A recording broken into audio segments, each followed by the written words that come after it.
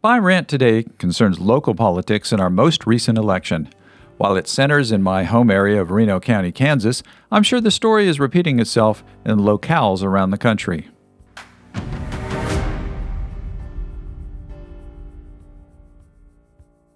Do you believe in love at first sight? Well, how about hate at first sight? Let me explain. I was listening to our local right-wing AM talk radio station the day after the election to see what our local officials had to say about the results the night before. Their Wednesday phone-in forums are usually heavily trafficked by Republicans around election time, and it's a pretty sure bet you'll get an earful. I wasn't disappointed. Representative Paul Waggoner from our 104th District called in to talk about his analysis of what happened. In a nutshell, Paul said that the local Democrats ran very good campaigns, and he stated, and I quote, "I frankly was very concerned that some of the county commission races we weren't going to win." Paul spoke about how the Republican commission candidates spent a couple of $1,000s each, while the Democrats were spending $10,000 each just to run for the county commission, and went on to say it was funny in Reno County that the candidates who spent the most money all lost, from Jason Probst on down. Representative Waggoner finished by saying that the Reno County Democrats' brand was broken and that people literally would just vote for the Republican over the Democrat based on the party alone. Well, let's unpack this, shall we? First, the local Democrats did run good campaigns. It was an excellent slate of Democratic candidates, in my opinion, well, except for one. Overall, the Democratic candidates were middle of the road politically and very capable and talented. The Democrats did raise more money for their campaigns than the Republicans. While votes are a sure sign of support for a candidate, so too are local monetary contributions. Local people wanted to see these Democrats succeed, and they were willing to give. Many are sick and tired of our local MAGA Republican stranglehold and welcome a more middle-of-the-road approach. Incumbent Democrat Jason Probst was a particularly liked local politician, and his opponent, Kyler Sweely, was a wet-behind-the-ears outsider brought in specifically to flip the seat to expand the Republican supermajority at the state level. It's not a surprise that Probst would garner far more contributions. In fact, Sweely was accused of being a carpetbagger, and several of our own local Republicans challenged his candidacy in Topeka, with evidence he didn't even live in Hutchinson. In a police report filed later in the race by Sweely, he even listed his address as being in Newton, not Hutchinson, Kansas. What Paul Waggoner left out, though, was outside PAC money. While Probst outraised Sweely locally by a wide margin, over $100,000 in outside PAC money came pouring in like manna from heaven for Sweely. Paul also didn't mention that he personally had been attacking Jason Probst every chance he got. From the October 15th Chamber Forum to calling in weekly to KWBW to leaving comment after comment in the Hutch Tribune, Paul was a loyal attack dog for candidate Sweely.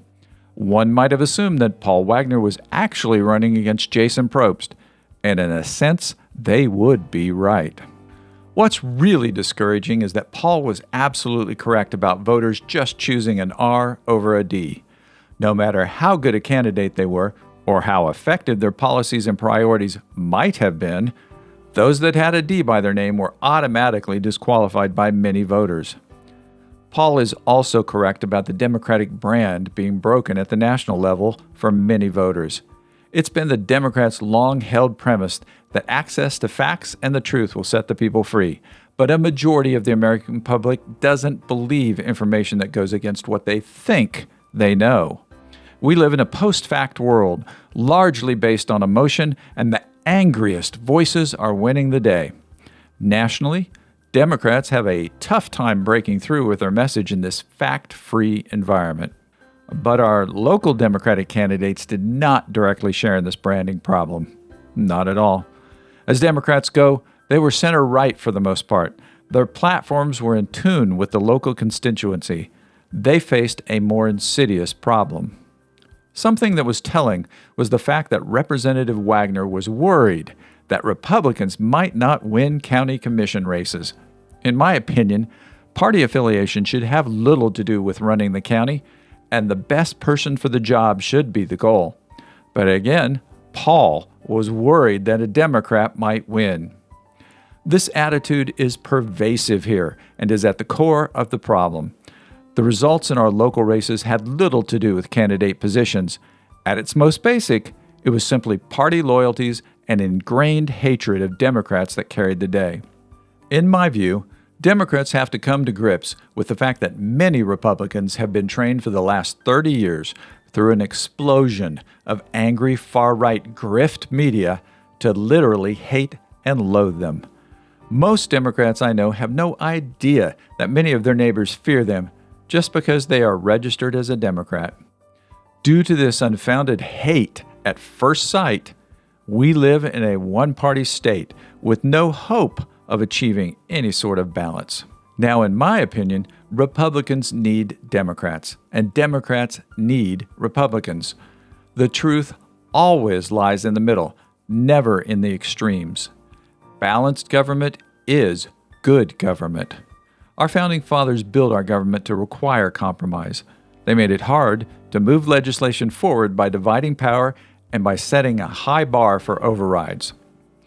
Our current Kansas Republican legislature is a power-hungry beast and will take all the dominion it can, from the governor, from the judicial branch, wherever and whenever it can.